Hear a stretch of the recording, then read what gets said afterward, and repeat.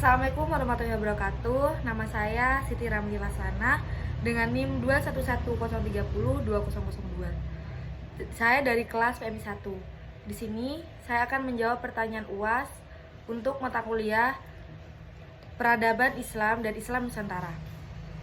Pertanyaan nomor 1. Pertanyaan nomor 1 yaitu jelaskan secara singkat masuknya Islam di Nusantara.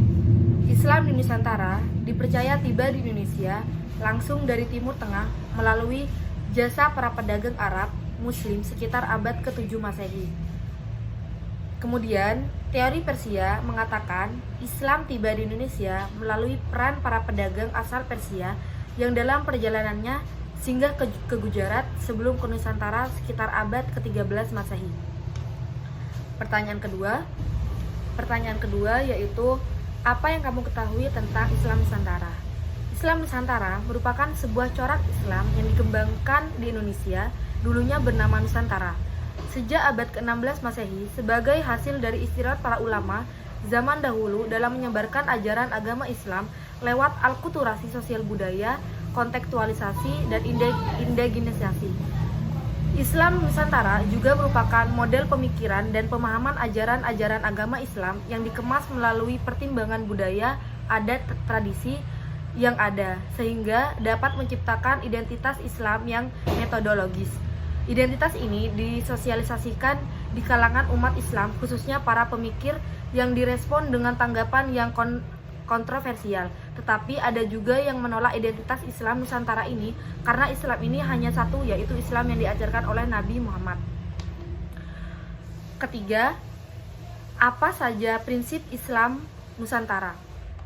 Prinsip Islam yang ada di Nusantara memandang suatu budaya yaitu tidak melanggar ketentuan syariat serta mendatangkan maslahat yang tidak menimbulkan masfadat atau kerukunan, sesuai dengan prinsip al-wala, cinta yang hanya kepada Allah Subhanahu wa taala dan apa yang dicintainya, dan al-bara, berlepasan diri dari benci dan dari benci. Pertanyaan keempat yaitu jelaskan tantangan dan kesalahpahaman yang berkembang di masyarakat terhadap pemaknaan Islam Nusantara. Pertanyaan nomor 4 yaitu jelaskan tantangan dan kesalahpahaman yang berkembang di masyarakat terhadap pemaknaan Islam Nusantara.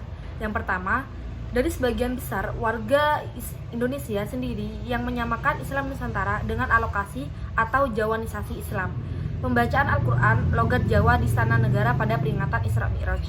Kedua, turunan dari pemahaman di atas, Islam Nusantara dianggap antitesa dari Islam Arab. Ini tentu menyulurkan kritikan kaum Puritan yang menganggap Islam Nusantara merupakan aliran menyimpang sebab menolak kearapan, padahal Islam lahir di Arab. Yang terakhir, pesimisme dari pandangan modernis yang menempatkan Islam Nusantara bersifat anti kemajuan. Maka lahirlah kecurigaan bahwa Islam Nusantara mengajak Muslim Indonesia kembali ke zaman Mataram, layaknya Sanusi Pane yang menolak ajaran Sultan Takdir Al-Jahbana. Terakhir, pertanyaan nomor 5 yaitu sebagai pemuda, apakah bentuk peran Anda dalam melestarikan dan menjaga Islam Nusantara? Peran-peran yang akan saya lakukan sebagai pemuda untuk melestarikan Islam Nusantara itu sendiri yaitu 1. Selalu mengembangkan tradisi. Salah satu contohnya yaitu halal bihalal, haul, tahlilan, ketupatan pada saat 7 hari setelah Hari Raya Idul Fitri. Kedua, melaksanakan kegiatan rutin tradisi. Ketiga, mengajarkan tradisi kepada generasi muda. Keempat, memberikan penyuluhan akan pentingnya tradisi. Kelima, membudidayakan tradisi tersebut. Mungkin itu hanya jawaban-jawaban yang bisa saya berikan. Kurang lebihnya mohon maaf. Assalamualaikum warahmatullahi wabarakatuh.